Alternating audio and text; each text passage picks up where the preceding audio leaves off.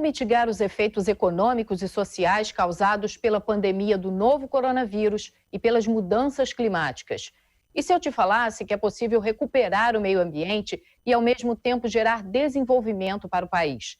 Um estudo realizado pelo WRI Brasil apresenta soluções e aponta os caminhos para o país se transformar numa potência verde, um Brasil moderno, sustentável e inclusivo. Quem conversa comigo hoje é a coordenadora e autora desse estudo, Viviane Romeiro, gerente de clima do WRI Brasil. Bom, Viviane, um prazer te receber aqui. Parabéns por esse estudo, que é bem completo, tem mais de 100 páginas.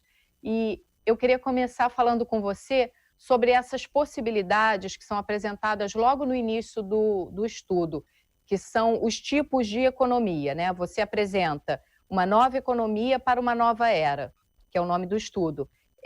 Você diz que a gente pode continuar com as tendências atuais de negócios, que seria um problema para a nossa economia, para o desenvolvimento sustentável, e aí tem duas outras possibilidades: nova economia para o Brasil e nova economia para o Brasil Plus. Eu queria que você me falasse um pouco que tipo de mudanças estão previstas nesses novos modelos de negócio. Ótimo, muito obrigada pelo convite, né? A Alerj, agradeço a gentileza, a oportunidade de falar em nome do WRI Brasil. A ideia desse estudo foi justamente analisar os principais desafios econômicos e propor medidas para uma transição para uma economia mais sustentável, mais resiliente e de baixo carbono.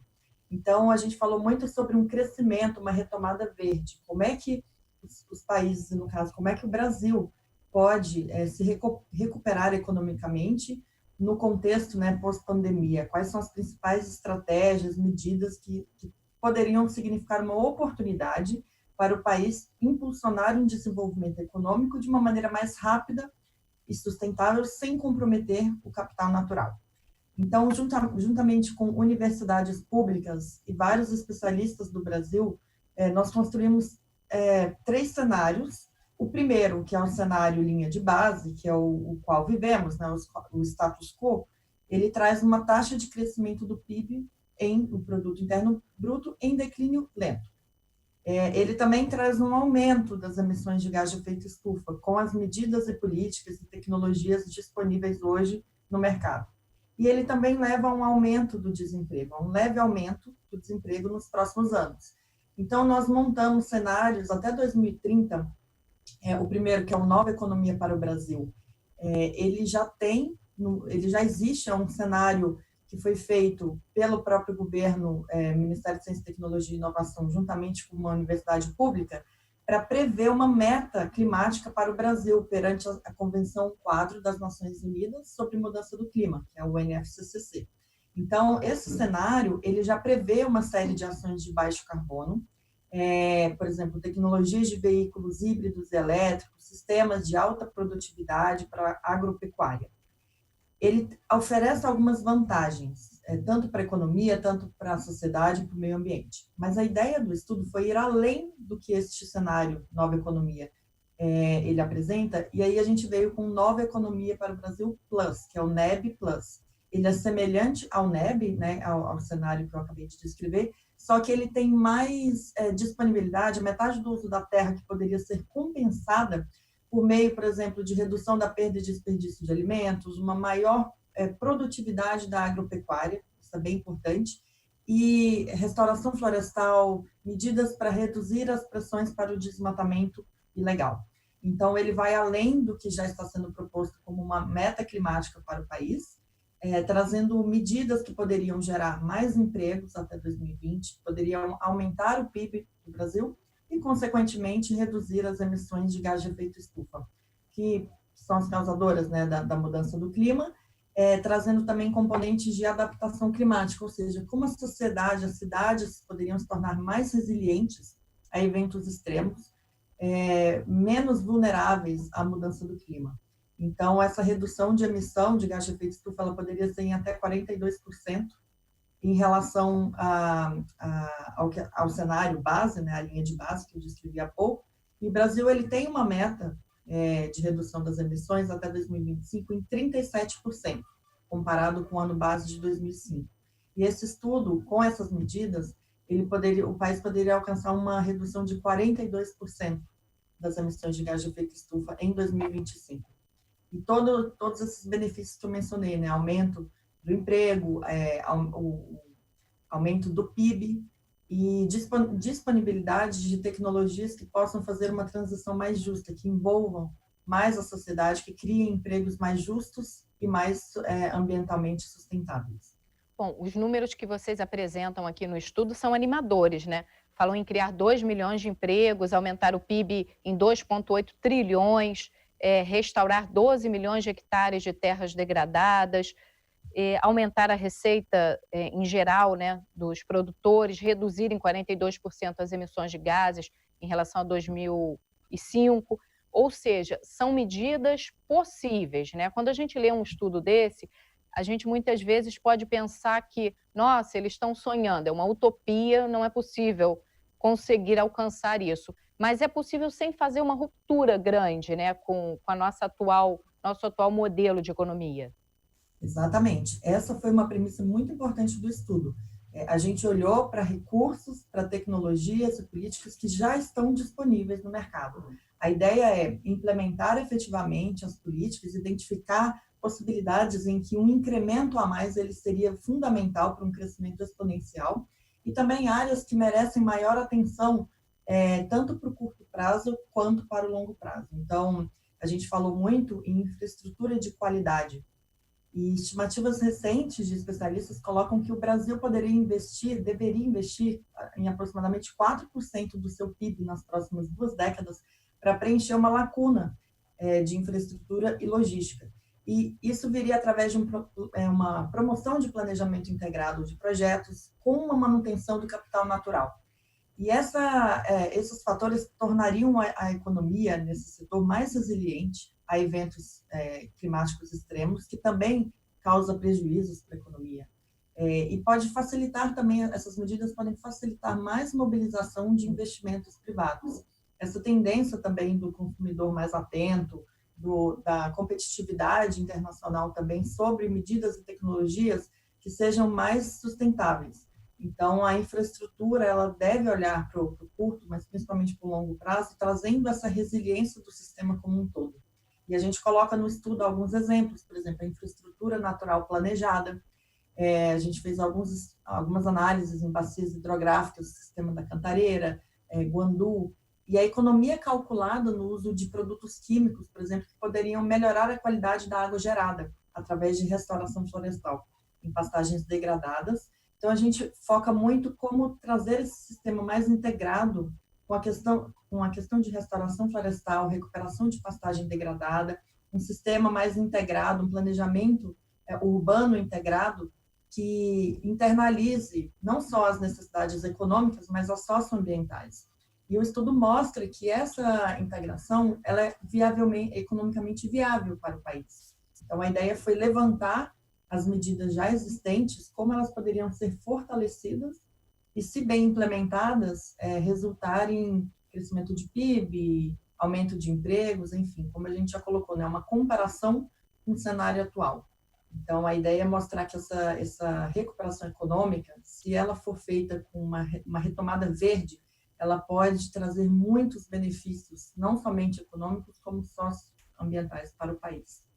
E você citou a questão não só do sistema Cantareira, que é em São Paulo, mas também do sistema do Guandu, que é aqui no Rio de Janeiro. E que nós passamos por um problema muito sério faz pouco tempo em relação à qualidade da água que é captada para o consumo aqui na cidade do Rio de Janeiro e várias cidades também da Baixada Fluminense, que foi a poluição nos reservatórios, né, no local onde essa água é captada. Então, isso que você coloca é muito importante, né? Você preservar a natureza ali no entorno, ter um saneamento, coleta de esgoto, tratamento de esgoto, para que você não gaste tantos recursos, né? São medidas estudadas, possíveis, que você economiza recursos públicos e beneficia a população. Exatamente. E esses projetos, eles se mostram economicamente viáveis, mesmo se todo o custo de instalação de infraestrutura natural, incluindo a própria restauração florestal que eu falei, fossem absorvidos pelas empresas de saneamento, usando as suas próprias taxas de desconto. Então, se a instalação de infraestrutura natural for otimizada pelo planejamento territorial, ocupando apenas paisagens com pastagens com níveis máximos de degradação, as taxas de retorno seriam muito boas, entre 13% e 28%.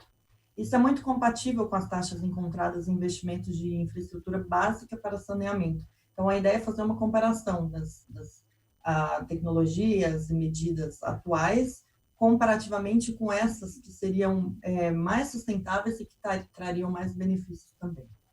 Você falou da questão da infraestrutura, né, que o Brasil tem um déficit de décadas no investimento em infraestrutura.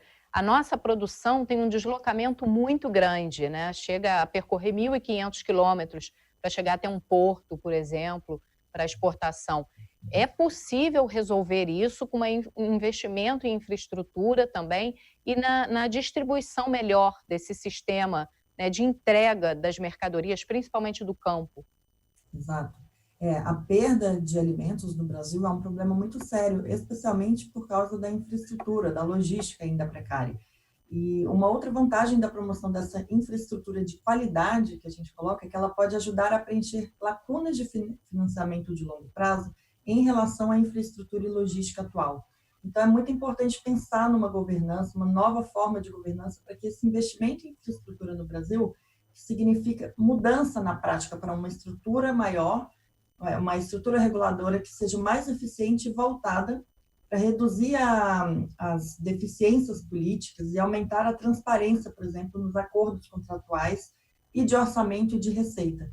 Então, o Brasil poderia não somente ganhar muito por uma infraestrutura de qualidade mais resiliente, mas também deixar de perder, né? O prejuízo hoje é muito grande, principalmente no escoamento de alimentos. O Brasil, sendo um dos maiores produtores de alimentos, ele seria uma grande vantagem, né, comparativa e competitiva.